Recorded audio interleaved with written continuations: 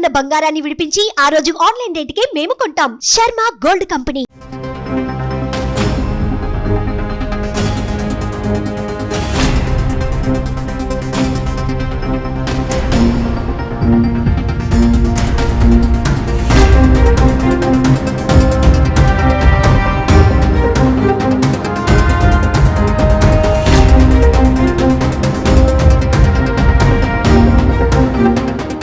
సంధ్యా theatre తొక్కిసలాట ఘటనపై తెలంగాణ ప్రభుత్వం అసలు వెనక్కి తగ్గడం లేదు. అసెంబ్లీలో సీఎం రేవంత్ రెడ్డి ఇష్యూపై మాట్లాడడం, దానికి counter Allu Arjun press meet పెట్టడంతో వ్యవహారం మరింత పెద్దదైంది.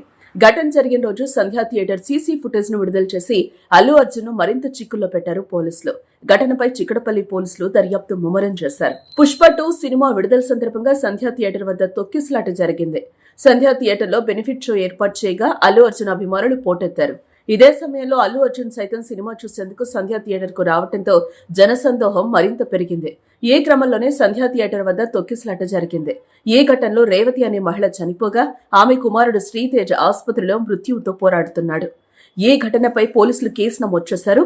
అల్లు అర్జున్ A11 గా పేర్కొన్నారు. అనంతరం ఇటీవలే అల్లు అర్జున్ ను పోలీసులు అరెస్టు కూడా చేశారు. ఓ రాత్రి పాటు చెంచల్గూడ జైల్లో ఉంచారు. అయితే తెలంగాణ హైకోర్టు మధ్యంతర బెయిల్ మంజూరు చేయడంతో అల్లు అర్జున్ విడుదలై ఇంటికి చేరుకున్నారు. అల్లు అర్జున్ పిటిషన్ విచారించిన న్యాయస్థానం 4 వారాల పాటు మధ్యంతర బెయిల్ ఇచ్చింది. అయితే ఈ కేసులో లోతుగా విచారించేందుకు అల్లు అర్జున్ కి మరోసారి నోటీసులు పంపించారు పోలీసులు.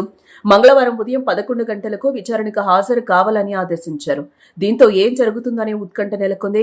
అల్లు అర్జున్ పిఎస్కొస్తే ఆయన సంధ్యా థియేటర్ దగ్గర డిసెంబర్ 4న ఏం జరిగిందో, ఆయన థియేటర్ కి ఎందుకు వచ్చారో ఇలా ప్రతిదీ స్పష్టంగా తెలుసుకుంటూ ఆయన ఇచ్చే స్టేట్మెంట్ ని రికార్డ్ చేస్తారు. అయితే అల్లు అర్జున్ పోలీసుల విచారణకు హాజరవుతారా లేదా అన్నది ఇప్పుడు ఆసక్తి రేపుతోంది. మరోవైపు ఈ విషయంపై సోమవారం రాత్రి నుంచి అల్లు అర్జున్ న్యాయ నిపుణులతో చర్చిస్తున్నారు. ఏం ప్రశ్నలు అడుగుతారు, ఎలా సమాధానం చెప్పాలి అనే దానిపై చర్చిస్తున్నట్లుగా సమాచారం.